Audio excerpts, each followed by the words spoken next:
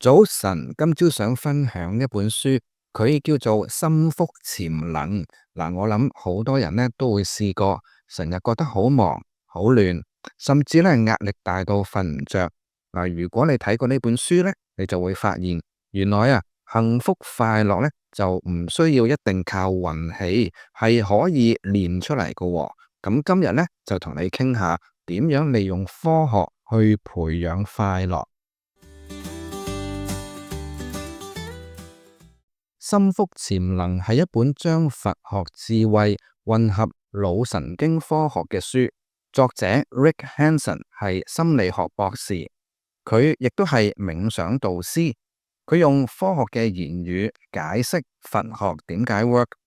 佢話幸福係可以透過訓練改變你個腦，佢並唔係玄學，係有證據嘅。書裏面就有7項嘅幸福法則，包括覺察當下、穩定心智、培養慈悲心。呢啲呢全部都有科學根據。最正嘅呢就係佢會教你點樣做。第一個練習，好多講修行心靈力量嘅書呢都講到爛噶啦，就係呼吸覺察。點樣做呢？好簡單，揾個位坐低，瞌埋眼，感受自己嘅呼吸。空氣點樣經過自己嘅鼻、胸口，就係咁簡單。有雜念呢就正常噶喎，將注意力呢拉返去自己個鼻，感覺鼻尖喺呼吸時候嘅冷同埋熱。唔使因為分心呢而自責嘅。科學研究呢就話呢個練習可以減低焦慮，提升專注力，每日5到10分鐘。朝頭早起身做，又或者 lunch 嘅時候做都得。個人嘅經驗呢，就係發現最能夠集中注意力嘅時間呢，原來係凌晨嘅3至5點。第二個練習呢，就叫做慈心禪，係乜嘢嚟嘅呢？就係喺心裏面默念我好幸福快樂，我遠離痛苦。跟住呢，就將呢啲祝福送俾你嘅屋企人、朋友，甚至乎呢係同你鬧過交嘅人。聽落就好似扮晒嘢懶係好人咁樣啊。其實唔係喎。腦掃描就發現呢個練習係會活化你嘅大腦裏面嘅快樂同理心有關嘅區域。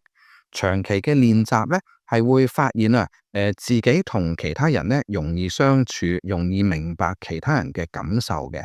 原來慈悲心呢，係可以訓練出嚟嘅喎。第三個練習呢，就係觀照，揾一個寧靜嘅地方，瞌埋眼，觀察自己內心嘅感受同埋諗法。千祈唔好批評嗰個感受嘅好同埋壞喎。咁呢樣嘢呢，好重要。你呢，就只係做一個見證者。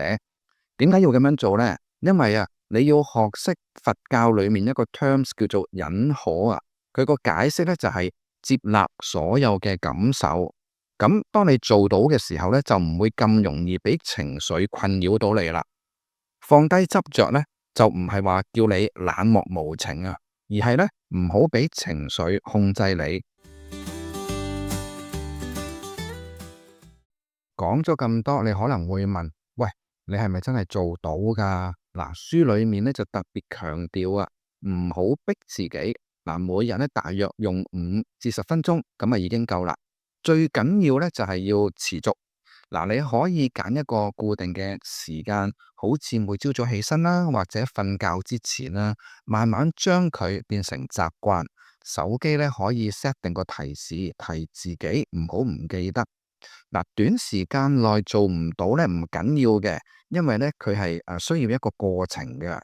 不妨呢就學統計咁樣試21日。因為要建立一個新嘅習慣呢，佢係需要一啲時間基礎嘅。最重要呢，就係你要慢慢開始享受翻自己嘅生活，感受快樂呢係可以培養，係唔需要靠好彩去撞翻嚟嘅。心腹潛能呢本書呢，就好適合生活喺急速節奏裏面嘅城市人。如果你係學過佛呢，會覺得佢講緊嘅嘢咧就好似禪修裏面嘅止觀。嗱，無論你係想減壓、改善人際關係，定係想揾翻內心嘅平靜，呢本書都幫到你。嗱，最正嘅咧就係佢有科學根據，唔係叫你去迷信喎。嗱，由今日開始，每日5分鐘，你都可以咧活出更加自在、更有智慧嘅人生。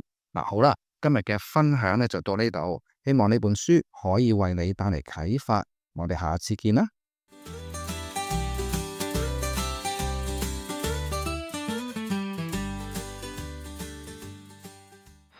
多謝你嘅收聽，唔好忘記按讚、訂閱、撳鐘仔，咁先可以好容易揾得返我哋。下次見。